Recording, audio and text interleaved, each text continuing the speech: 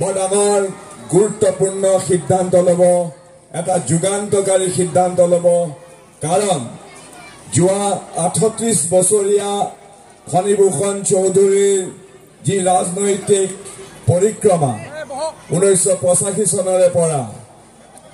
এতিয়া বঙাইগাঁও বিধানসভা সমষ্টিৰ ৰাইজে যেতিয়া পিছলৈ ঘূৰি চাইছে, ঘূৰি চাওঁতে সকলোৱে মৰ্মে মৰ্মে উপলব্ধি কৰিছে যে ফণীভূষণ চৌধুৰী ডাঙৰীয়াই অতি চালাকি কৰি পেলাই তেওঁ বাৰে বাৰে টেঙা আম বিক্ৰী কৰিবলৈ সক্ষম হৈছে। কিন্তু এই 38 বছৰীয়া তেওঁৰ ৰাজনৈতিক পৰিক্ৰমা এতিয়া মানুহে বুজি পাবলৈ বাকী নাই যে এয়া আছিল সম্পূৰ্ণভাৱে বিফলতা, ব্যৰ্থতা আৰু অকৰ্মণ্যতাৰ এক দস্তাবেজ। এই 38 বছৰীয়া তেওঁৰ ৰাজনৈতিক পৰিক্ৰমাত তেওঁ কেৱল মানুহক আভুৱাই ভৰিলে। মই কংগ্ৰেছ দলৰ প্ৰাৰ্থী শ্ৰী ব্ৰজেনজিৎ সিংহাৰ সপক্ষে যেতিয়া চুকে কোণে বঙাইগাঁও সমষ্টিৰ বিভিন্ন জেগাত যোৱা 10 দিনমানত ঘূৰি পকি মানুহক লগ পাইছিলোঁ। আজি 4 দিনমানৰ আগতে মই চিকিবিকিলৈ গৈছিলোঁ, বঙাইগাঁও বিধানসভা সমষ্টিৰ একেবাৰে পূব প্ৰান্ত। চিকিবিকি সমষ্টিৰ ৰাইজে মোক ক'লে যে চাওকচোন, ফণীভূষণ চৌধুৰী ডাঙৰীয়া 1985 চনৰ পৰা MLA হ'ল আৰু আমি যোৱা 30 বছৰ ধৰি সদায় ফণীভূষণ চৌধুৰী ডাঙৰীয়া যেতিয়া চিকিবিকিলৈ ভোট বিচাৰি যায়, বেলেগ বেলেগ নিৰ্বাচনত আমি সদায় এখন দৰখাস্ত দিওঁ, তেওঁক লগ ধৰোঁ, অনুৰোধ কৰোঁ, অনুনয় অনুৰোধ মিনতি বিনতি সকলো কৰোঁ। আমি কওঁ যে আমাৰ মাজত এখন নদী আছে, চম্পাৱতী নদী। চম্পাৱতী নদীৰ সিপাৰে বিদ্যাপুৰ আৰু চম্পাৱতী নদীৰ ইপাৰে হ'ল চিকিবিকি। এই চম্পাৱতী নদীখনত মাত্ৰ 400 মিটাৰ দৈৰ্ঘ্যৰ এখন দলং চিকিবিকি আৰু বিদ্যাপুৰৰ ৰাইজে যোৱা 30 বছৰ ধৰি বিচাৰি আহিছে। আৰু প্ৰতিবাৰে ফণীভূষণ চৌধুৰী ডাঙৰীয়াই কেৱল ঘোষণা কৰে, আশ্বাস দিয়ে যে ব্ৰিজখন হ'ব। এই কথা গম পাই মই নিজেও আচৰিত হৈছোঁ। কাৰণ তেওঁৰ এই 38 বছৰীয়া বঙাইগাঁও বিধানসভা সমষ্টিৰ জনপ্ৰতিনিধি হৈ নিৰ্বাচিত হোৱাৰ এই পৰিক্ৰমাৰ ভিতৰত 16 বছৰমান তেওঁ অসম চৰকাৰৰ মন্ত্ৰীয়ে আছিল। প্ৰথম দুখন গণপৰিষদৰ চৰকাৰত 1985 চনৰ পৰা তেওঁ মন্ত্ৰী আছিলে। তাৰ পিছত আকৌ 2016 চনত যেতিয়া অগপ আৰু বিজেপিৰ সন্মিলিত চৰকাৰ হ'ল অসমত, তেতিয়াও তেওঁ মন্ত্ৰী আছিলে। সিদিনাখনলৈকে মন্ত্ৰী আছিলে, বিধায়ক আছিলে, নিজৰ চৰকাৰ আছিলে। কিন্তু চিকিবিকি আৰু এই বিদ্যাপুৰৰ মাজৰ 400 মিটাৰৰ দলং তেওঁ সাজি নিদিলে, সাজিব নোৱাৰিলে। আটাইতকৈ দুখৰ কথা, এই যে মীৰা বৰঠাকুৰ ডাঙৰীয়ানে কৈছে ধুৰন্ধৰ বুলি, মই নাজানো ধুৰন্ধৰ নে কি, কিন্তু তেওঁৰ কাম কাজত তেওঁ যে ইমান সহজ সৰল নহয় সেই কথা গম পোৱা যায় যেতিয়া 2021 বিধানসভা নিৰ্বাচনত আকৌ এবাৰ যেনেকৈ তেওঁ বঙাইগাঁও বিধানসভা সমষ্টিৰ পৰা প্ৰাৰ্থী হ'ল সন্মিলিত মৰ্চাৰ অগপ বিজেপিৰ, ঠিক তাৰ আগতে তেওঁ এদল বিষয়াৰ দল লৈ পেলাই চিকিবিকি আৰু বিদ্যাপুৰৰ মাজত সেই দলংখন দিবৰ কাৰণে খুব জোখমাখ কৰিলেগৈ। কিবা টেপ টেপ লৈ পেলাই জোখমাখ কৰিলে। সহজ সৰল মানুহে ভাবিলে এইবাৰ আৰু আমাৰ দলং হ'বই, আৰু এইবাৰ আৰু আমাক কোনে পায়। স্বয়ং বিধায়ক মন্ত্ৰী আহি জোখমাখ কৰিছে, বৰ মুখখন বৰ চিৰিয়াছলি লৈ পেলাই তেওঁ জোখমাখ কৰিলে। কিন্তু আৰু সেই দলং নহ'ল। 2021 পিছতো এই 2024লৈকে চম্পাৱতী নদীৰ বুকুৱেদি বহু পানী বৈ গ'ল, ব্ৰহ্মপুত্ৰৰ বুকুৱেদি বহু বৈ গ'ল। আৰু মই ভাবি পেলাই আচৰিত হওঁ, এইখন মাত্ৰ 400 মিটাৰৰ দলং, এইখন গুৱাহাটীৰ শৰাইঘাট দলং, এইখন ব্ৰহ্মপুত্ৰৰ ঢলা-শদিয়া দলঙৰ দৰে 10 কিলোমিটাৰ দৈৰ্ঘ্যৰ দলং নহয়, এইখন মাত্ৰ 400 মিটাৰৰ দলং। এনে দলং আমি জীৱনত আমাৰ নিজৰ সমষ্টি অসমৰ চাৰিওফালে বহু সাজিছোঁ, বহু জেগাতে সাজিছোঁ। কিন্তু তেওঁৰ জনসাধাৰণৰ প্ৰতি, নিজৰ বিধানসভাৰ ভোটদাতা ৰাইজৰ প্ৰতি তেওঁৰ যে কোনো ধৰণৰ আন্তৰিকতা নাই, কেৱল যেনে তেনে তেওঁ ক্ষমতাত বৰ্তি থাকিব লাগে, সেয়া তেওঁৰ কাম কাজৰ দ্বাৰা স্পষ্ট হৈ গ'ল। শ্ৰদ্ধেয় ৰাইজ, মই ভাবিলেও আচৰিত হওঁ যে তৰুণ গগৈ মন্ত্ৰীসভাৰ দিনত মই অলপ কেইবছৰমানৰ কাৰণে শক্তি মন্ত্ৰীৰ দায়িত্বত আছিলোঁ, আৰু তাৰপিছত মই উদ্যোগ আৰু বাণিজ্য বিভাগৰ দায়িত্ব আছিলোঁ। মোৰ সমষ্টি বিধানসভা সমষ্টি উজনি অসমৰ, কিন্তু অসমৰ প্ৰত্যেকটো জেগাতে আমি আমাৰ চৰকাৰৰ ফালৰ পৰা বিভিন্ন ধৰণৰ উন্নয়নমূলক আন্তঃগাঁথনি নিৰ্মাণৰ আমি কাম কাজ কৰিছিলোঁ। এই যে বঙাইগাঁও বিধানসভা সমষ্টিত এনে এটা অঞ্চল আছিলে, যিটো অঞ্চলত বঙাইগাঁৱৰ অৰ্থ ব্যৱস্থাৰ অৰ্থনীতিৰ একেবাৰে স্নায়ু কেন্দ্ৰ হিচাপে পৰিগণিত হৈছিলে। সেই অঞ্চলটো হ'ল গোটেই ঢালিগাঁও, তাৰপিছতে গোটেই তাত যিটো এলেকা আছে, সেই এলেকাটোত চালাকাটিৰ পৰা আৰম্ভ কৰি ঢালিগাঁও, এই সকলো বঙাইগাঁও বিধানসভা সমষ্টিৰ অন্তৰ্গত আছিলে। বহু কেইটা বছৰৰ আগতে, কেইবাটাও দশকৰ আগতে কংগ্ৰেছ চৰকাৰৰ দিনতে ইয়াত BRPL ৰিফাইনেৰীটো স্থাপন হৈছিলে। BRPL ৰিফাইনেৰী আৰু তাৰপিছত চালাকাটিত ACBৰ এটা বৰ ডাঙৰ তাপবিদ্যুৎ কেন্দ্ৰ আছিলে, যিটো প্ৰফুল্ল মহন্তৰ দিনত 1980 চনত সেইটো বন্ধ হৈ গৈছিলে, 1979 চনত। গতিকে তেতিয়া ইমান দিন বন্ধ হৈ থকাৰ পিছত আমি তৰুণ গগৈ চৰকাৰৰ দিনত মই শক্তি মন্ত্ৰী থাকোঁতে সেই বন্ধ হৈ থকা ACBৰ তাপবিদ্যুৎ কেন্দ্ৰটোৰ সলনি নেশ্যনেল থাৰ্মেল পাৱাৰ কৰ্পৰেশ্যনক মাতি আনি পেলাই কেন্দ্ৰীয় চৰকাৰৰ অনুষ্ঠান এটা অসমৰ ভিতৰত, উত্তৰ পূৰ্বাঞ্চলৰ ভিতৰত আটাইতকৈ বৃহৎ বিদ্যুৎ উৎপাদন কৰিব পৰা তাপবিদ্যুৎ কেন্দ্ৰ আমি স্থাপন কৰিছিলোঁ আমাৰ দিনত। আৰু সেই তাপবিদ্যুৎ কেন্দ্ৰটো বঙাইগাঁও বিধানসভা সমষ্টিৰ ভিতৰত আছিলে, আৰু এতিয়াও তাত দৈনিক 800 মেগাৱাট বিদ্যুৎ শক্তি উৎপাদন কৰি আহিছে। এই 800 মেগাৱাটৰ বিদ্যুৎ শক্তিয়ে আমাৰ অসমৰ গধূলিৰ সময়ত যিমান বিদ্যুৎৰ আমাৰ বিদ্যুৎ ব্যৱহাৰ হয়, তাৰ প্ৰায় 50% কেৱল বঙাইগাঁৱৰ এই চালাকাটিতে বিদ্যুৎ উৎপাদন হয়। কিন্তু মোৰ ক'ব লগা কথা এইটোৱে যে বঙাইগাঁও ৰিফাইনেৰী, চালাকাটিৰ NTPCৰ পাৱাৰ প্লেণ্ট, তাত বহুত ধৰণৰ, মই উদ্যোগ মন্ত্ৰী থকা অৱস্থাতে এই ঢালিগাঁও চালাকাটি অঞ্চলত বহুতো সৰু সৰু উদ্যোগ গঢ় লৈ উঠিছিলে। চিগনেটৰ দৰে হোটেল হ'ল, ব্যৱসায়িক কেন্দ্ৰ হ'ল, গোটেই অঞ্চলটো বঙাইগাঁও বিধানসভা সমষ্টিত। আৰু এই গোটেই অৰ্থনীতিৰ বঙাইগাঁৱৰ বজাৰত স্বচ্ছলতা আনিব পৰা এই গোটেই অঞ্চলটোৱেই অৰ্থনীতি, বজাৰ বাণিজ্যৰ এক স্নায়ু কেন্দ্ৰ হৈ পৰিল ঢালিগাঁও চালাকাটি। কিন্তু ভাবিলেও আচৰিত লাগে যে ফণীভূষণ চৌধুৰী নিজে মন্ত্ৰী হৈ থকা অৱস্থাত আজি কেইবছৰমানৰ আগতে তেওঁৰ নাকৰ তলেদি, তেওঁৰ চকুৰ আগেদি গোটেই বঙাইগাঁৱৰ বজাৰত, বঙাইগাঁৱৰ অৰ্থনীতিত, বঙাইগাঁৱৰ মানুহৰ জেপলৈ অতিৰিক্ত উপাৰ্জন আহিব পৰা যিটো একেবাৰে ক্ৰীম যিটো আছে বঙাইগাঁৱৰ স্নায়ু কেন্দ্ৰ, সেই গোটেই অঞ্চলটো কাটি নি পেলাই বঙাইগাঁও বিধানসভা সমষ্টিৰ পৰা নি পেলাই অন্য জেগাত সংযুক্ত কৰিলে, আৰু তেওঁ মুখেৰে মাত এটাও নামিছিলে। আৰু সেয়াই হ'ল আজি বঙাইগাঁও। বঙাইগাঁৱত ফ্লাইঅভাৰ হৈছে, নেশ্যনেল হাইৱে অথৰিটিয়ে এইফালে ফ্লাইঅভাৰ বনাইছে, ৰেলৱে এখন অভাৰব্ৰিজ বনাইছে, কিন্তু গোটেই বঙাইগাঁৱত অসম চৰকাৰৰ পৰা যি আন্তঃগাঁথনি নিৰ্মাণৰ যি আগভাগ ল'ব লাগিছিলে ফণীভূষণ চৌধুৰী ডাঙৰীয়াই, যি উদ্যম ল'ব লাগিছিলে, সেয়া তেওঁ নল'লে। ফলত আজি বঙাইগাঁৱৰ বজাৰ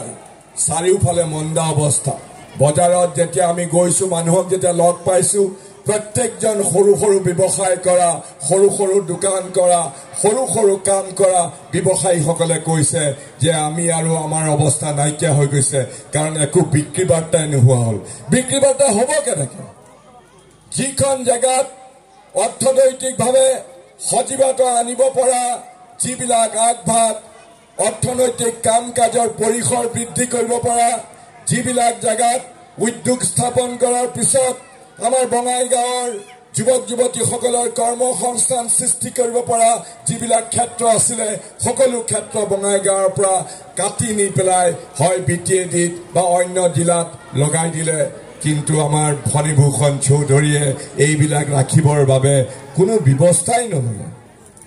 মোৰ মনত পৰে যে এইজন ফণীভূষণ চৌধুৰীয়ে দেখাত সহজ সৰল মাটিৰ লগতে মাটিৰ মানুহৰ মাটিৰ লগত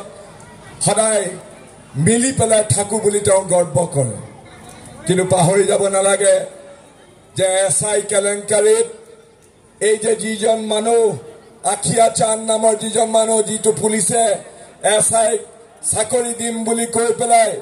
যে বিভিন্ন মানুহৰ পৰা অসমৰ পইচা পাতি সংগ্ৰহ কৰিছিলে সেই মানুহজনে কিন্তু এই ফণীভূষণ চৌধুৰী ডাঙৰীয়াৰ ছত্ৰ ছায়াতে তেওঁৰ এমএলএ হোষ্টেলত থকা অৱস্থাতে পুলিচে নি পেলাই তেওঁক গ্ৰেপ্তাৰ কৰিলে এই কথা পাহৰি যাব নালাগে আৰু এই কথা পাহৰি যাব নালাগে যে ফণীভূষণ চৌধুৰী ডাঙৰীয়াই অগপ দলৰ মুধাপথা নেতা হৈ কা আন্দোলনৰ সময়ত কি ভূমিকা গ্ৰহণ কৰিছিলে আৰু তাৰ পিছতো এজন অতি অগ্ৰণী অগপ দলৰ নেতা হৈ কি ভূমিকা গ্ৰহণ কৰিলে ৰাইজ তেওঁ 1985 চনৰ পৰা এমএলএ হ'ল এইবাৰ 2024ত মই যেনেকে নগাঁৱৰ পৰা সাংসদ হৈ পেলাই পাৰ্লিয়ামেণ্টলৈ গলো দ্বিতীয়বাৰৰ বাবে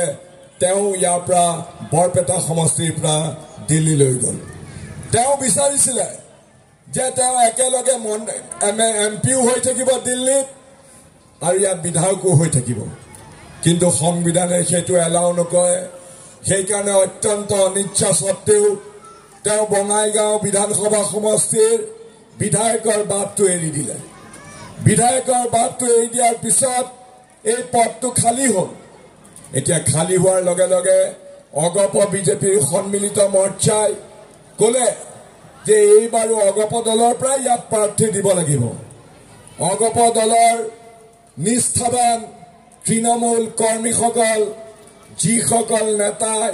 আজি ইমান দিনে 1985 চনৰ পৰা সদায় ফণীভূষণ চৌধুৰীৰ লগত বহুতে খাওঁতে শুওঁতে সদায় একাত্ম হৈ পেলাই দেহে কেহে খাটি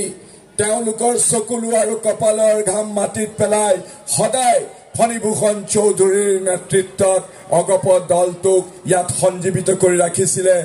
তেওঁলোকে সদায় ফণীভূষণ চৌধুৰীক একে লেঠাৰিয়ে বঙাইগাঁৱৰ পৰা নিৰ্বাচিত হ'বৰ কাৰণে সদায় দেহ মাটি কৰি পেলাই কাম কৰিছিলে আৰু এই কৰ্মীসকলৰ মাজত এই নেতাসকলৰ মাজত এটা আশাৰ সঞ্চাৰ হ'ল যে এই আসনখন খালী হৈছে গতিকে আমাৰ মাজৰে পৰা অগপ দলৰ মাজৰ পৰা কোনোবা এজন যোগ্য ব্যক্তিয়ে নিশ্চয় ফণীভূষণ চৌধুৰীৰ উত্তৰাধিকাৰী সূত্ৰে উত্তৰাধিকাৰী হ'ব আৰু অগপ দলৰ পতাকাখন ইয়াত সদায় তেওঁলোকে শক্তিশালীভাৱে ধৰি ৰাখিব পাৰিব কিন্তু ফণীভূষণ চৌধুৰী ডাঙৰীয়াই আগতে যিবিলাক বক্তব্য ৰাখিছিলে মই তেওঁৰ 2021ৰ ভাষণো শুনিছোঁ তাত তেওঁ বাৰে বাৰে এটা কথাই কৈছিলে যে তেওঁ হেনো সাধাৰণ মানুহৰ স্বাৰ্থকে সদায় অগ্ৰাধিকাৰ দিয়ে সদায় সকলো ক্ষেত্ৰতে অসমৰ সাধাৰণ খাটি খোৱা শ্ৰমজীৱী মানুহকে তেওঁ সদায় অগ্ৰাধিকাৰ দিয়ে কিন্তু তাৰ আচল স্বৰূপটো ওলাই গ'ল যেতিয়া এই আসনখনৰ কাৰণে উপনিৰ্বাচন অনুষ্ঠিত হ'ল তেওঁ সাধাৰণ মানুহৰ স্বাৰ্থ নহয় তেওঁ নিজৰ পৰিয়ালকে আচলতে পৰিয়ালৰ স্বাৰ্থকে যে অগ্ৰাধিকাৰ দিয়ে সেই কথা তেওঁ জল জল পট পটকৈ তেওঁ প্ৰমাণ কৰি দিলে যে তেওঁ মুখত এটা কামত এটা আৰু আটাইতকৈ ডাঙৰ কথা যে অগপ দলটো যিসকলে নিষ্ঠাবান কৰ্মীসকলে অগপ দলটো ধৰি ৰাখিছিলে গোটেই অসমতে অগপ দলটো নাইকিয়া হোৱাৰ কাৰণো আছে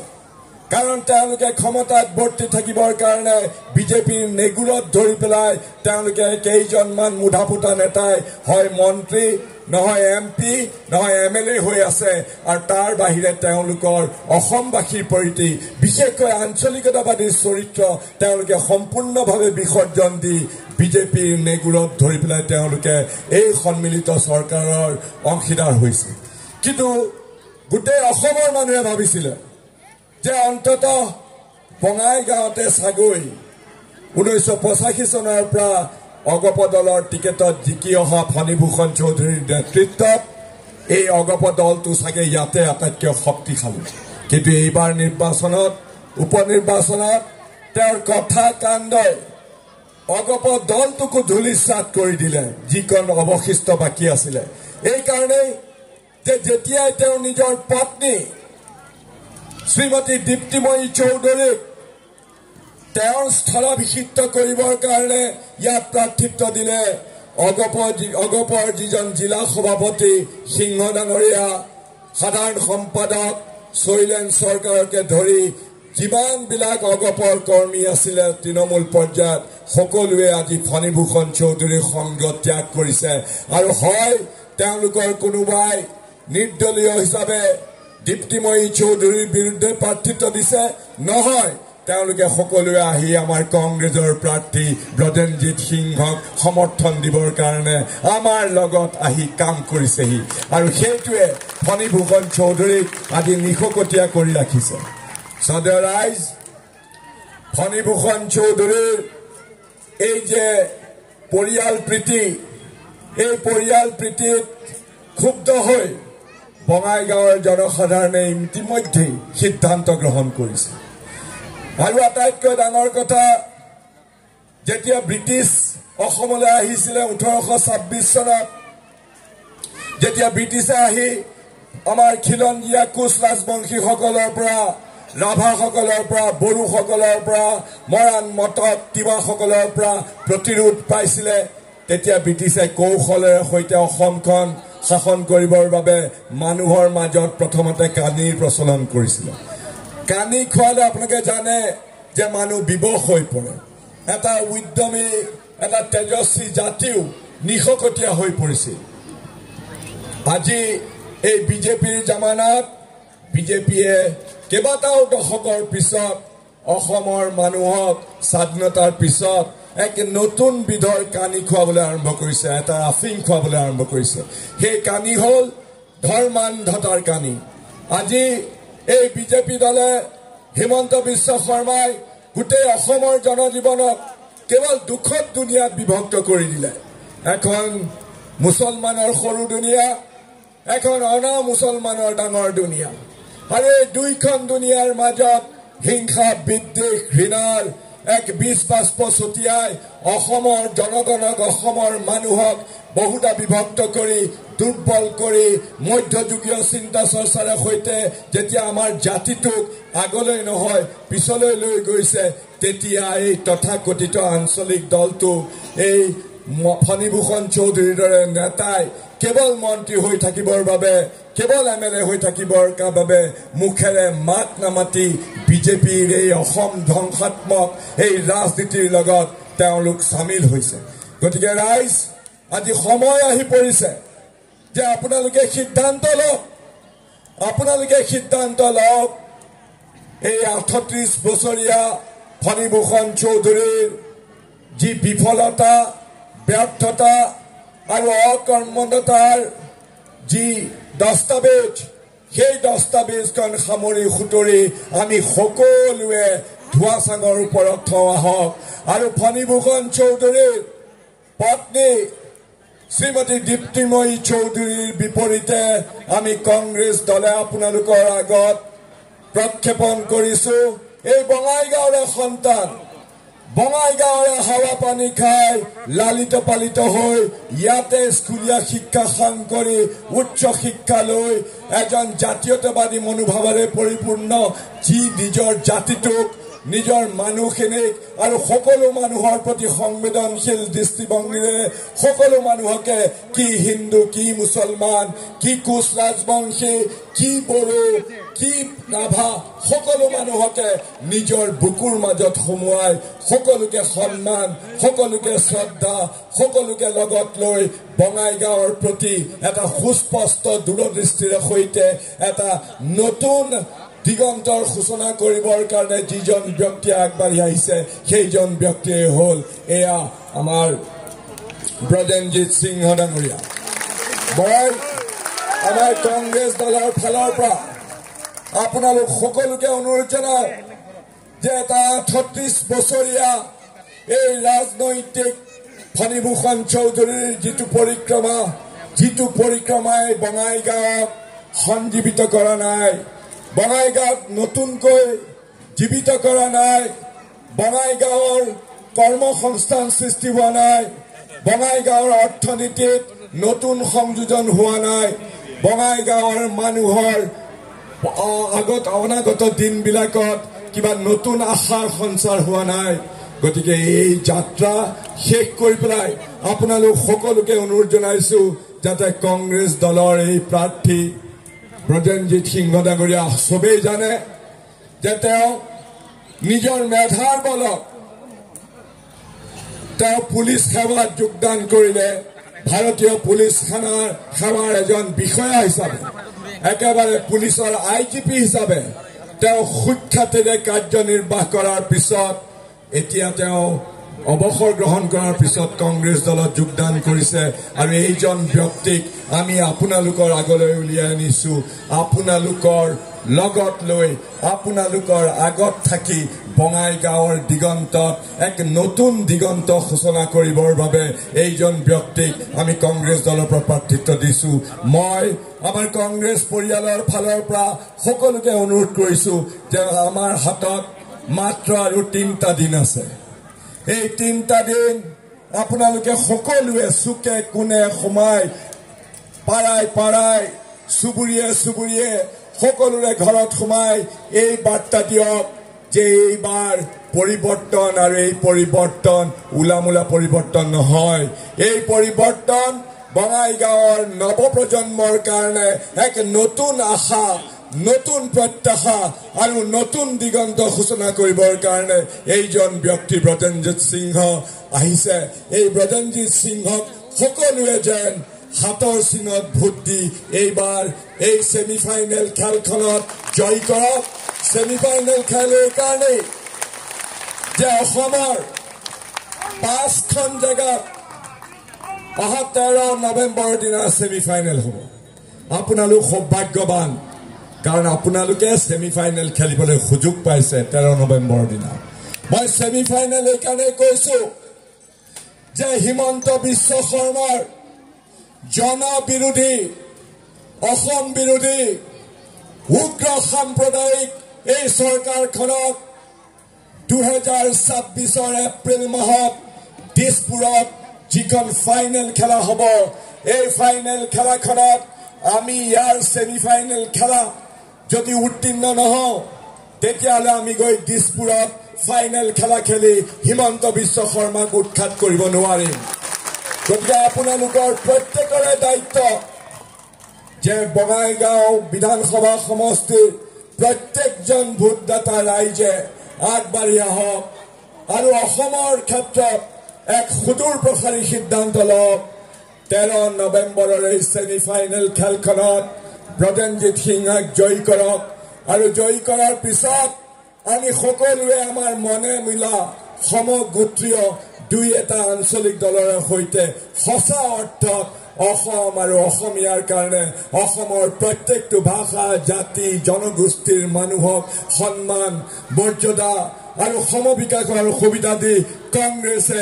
এই ফাইনেল খেলখন কৰিব 2026-ত। আৰু আমি কথা দিছো যে 2026-ৰ এই ফাইনেল খেলখনত আমি হিমন্ত বিশ্ব শৰ্মা বিজেপিক আমি পৰাস্ত কৰি উৎখাত কৰি আমি কংগ্ৰেছৰ নেতৃত্বত এখন চৰকাৰ প্ৰতিষ্ঠা কৰিম। তাৰ বাবে আপোনালোকে ব্ৰজেনজিৎ সিংহৰ লগত একোজন সহকৰ্মী হৈ একোজন সহযোদ্ধা হৈ তেওঁ সংগদান কৰক তেওঁ সমৰ্থন কৰক আৰু 13 নৱেম্বৰত সকলোৱে ভোট দিয়ক এইখিনি কথা কৈ মই সকলোকে শুভেচ্ছা জনাই মই মোৰ বক্তব্য সামৰিছোঁ ধন্যবাদ